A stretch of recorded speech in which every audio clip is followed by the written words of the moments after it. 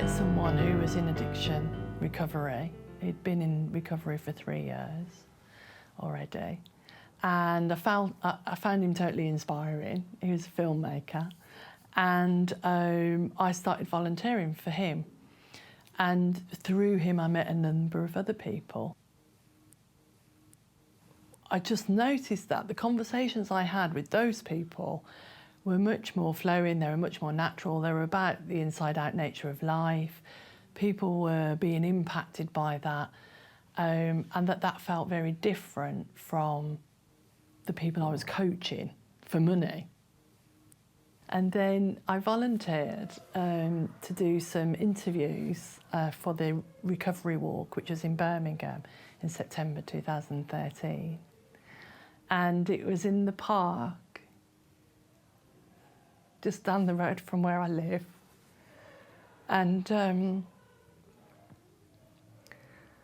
I walked into the park and I was just filled with love.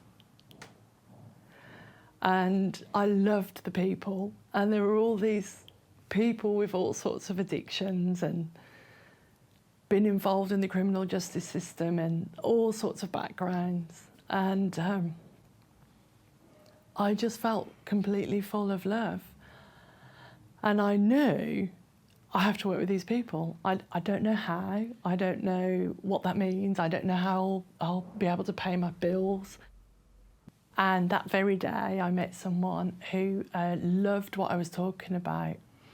And that's the other thing that happened, is that suddenly I just started talking about the inside-out nature of life as if I'd always talked about it. It was completely natural to me. It didn't feel like a technique. So I had nothing on it. I'd go and talk to people about it, and if they didn't like it, which many didn't, it didn't matter. I ended up meeting someone who worked for a prison, for a support programme, Phoenix Futures, in a prison, and he liked it. And we just kept talking, and we developed a business case, and I submitted a business case and did some stuff and so on, and we ended up getting that contract. And that's when I created the business. I didn't actually have a business, but I just went out and talked about it. And what I've noticed is that it was like that moment where I had that feeling of love was a volcano, and that everything came from there, and that since then I've just kept following that. When I started with the prison, I had this great idea that I would train people that had been through the programme, and they would become my facilitators, and therefore we would generate work for people. And it just didn't work. It was hard, and I kept thinking it's such a good idea though, and I was really attached to it as an idea. And I had this one stray, random, new thought, which was, there's a lot of students on that One Thought course who actually aren't going out sharing the principles and are struggling to create their own businesses and so on. Why don't I ask them? And I did, and loads of people said yes, and since then, One Thought students have been coming and working with me. And out of that has been created this work experience. Now I have this model of work experience, and I have 3 streams, and I'm partnering with One Thought this year, so they're offering that as a service to their client.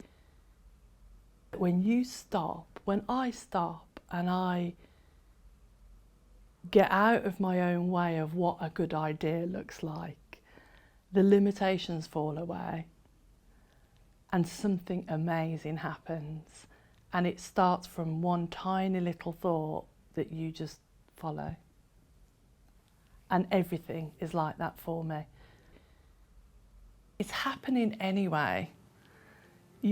You've just got to stop and let it happen, because it's happening anyway. As soon as you notice that, you see it's happening anyway, that you didn't create it. It got created through you. I know that that's possible. And sometimes I ignore that possibility and go off on my own little merry way. And I have what I think are brilliant ideas, or, you know, timelines, or these things. But because I have this knowing, it always bounces back to that. And I always catch myself and go, oh yeah, hang on, what's wrong with this picture? and then you're back in flow again. And when you're not fighting it, it feels good. And you know when you're fighting it. And it's that. And everyone knows that. Whether they know the principles or not, everyone knows that in their own life. There's another prison coming on. We've got interest from big addiction services.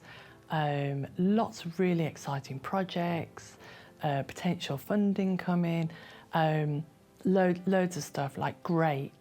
And that's all good. But what I really love about it is that that's how it looks today. And I have really no idea how it will look tomorrow. It's really fun to be building a business and building partnerships and creating great stuff and helping people, and knowing that that's what you're meant to be doing right now, and that could change. And you'll know when it should change.